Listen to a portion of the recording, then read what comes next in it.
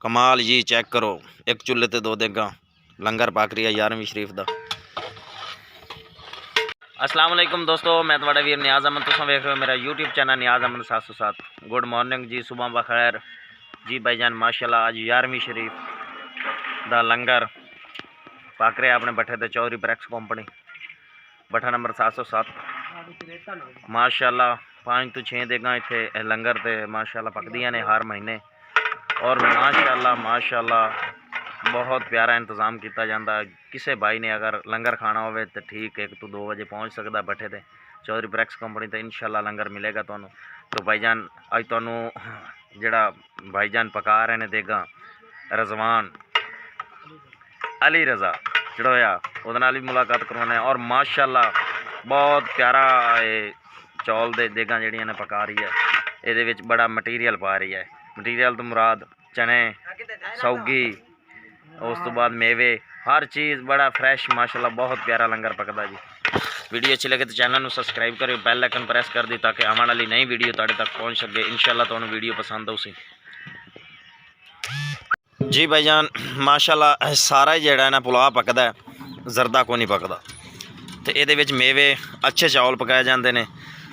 अड़ी मुलाकात करवाने माशाल्लाह भाई सलीम मुंशी जाफर टमाटर मरचा सारा समान चावल लैते आ गए ने।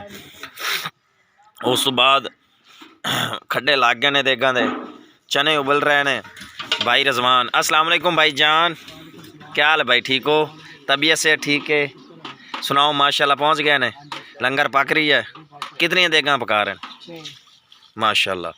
चावल केड़ा अच्छी वैरायटी है माड़ी है किवें दा लंगर डबल स्कीम कैनात। अच्छा उस तो बाद होर की मेवे विच पा रहे हैं? चने पा रहे हैं, सौगी पा रहे हैं। अच्छा बाकी जड़ी है शायद फ्रूट वगैरह तो कुछ है नहीं। अच्छा टमाटर मिर्चा प्याज ठीक है अच्छी बिरयानी माशाल्लाह। नहीं सौगी विच पमदी पई यार, पिछली दफा भी पई है इत्थे होसी सौगी आई वधी उस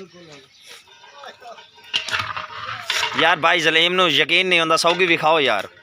भी भाई जाने सौदा दा समान दा छापर आया भी ये सौगी है लेकिन पैकिंग है। थोड़ी देर बाद काट तो तुहानू खाने अचार दा सबूत साढ़े कोल है, वो साढ़े सामने जेड़ा ना सानू नज़र आ रही है। तो माशाल्लाह भाईजान वीडियो तुहाड़ी मुहब्बतां वास्ते बने, तुसां बड़ी मुहब्बत सानू देंदे ने, बड़ी इज्जत देंदे ने। तो भाईजान वीडियो नू शेयर भी किया करो, वीडियो नू लाइक भी किया करो, वीडियो नू कमेंट भी अच्छा किया करो। उस तो बाद चैनल नू सब्सक्राइब भी करो। माशाल्लाह माशाल्लाह